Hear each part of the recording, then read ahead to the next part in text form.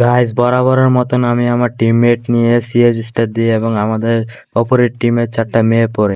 আর guys এত কিন্তু জানতেন মেয়েরা ছেলেদেরকে ধোকা দিয়ে, আজকে আমরা এই ম্যাচে মেয়েদেরকে কিভাবে ধোকা দিয়ে পুরো ভিডিও দেখলেই বুঝতে পারবেন। আমার টিমমেট বলতেছিল ওদের সাথে নাকি হিল ব্যাটেল করতে, হিল ব্যাটেল করে জিততে। দীর্ঘ সময় ওদের সাথে ঘোরাঘুরি করার পর জুন ছোট হয়ে যায় এবং আমরা মেরিয়েট করা শুরু করি।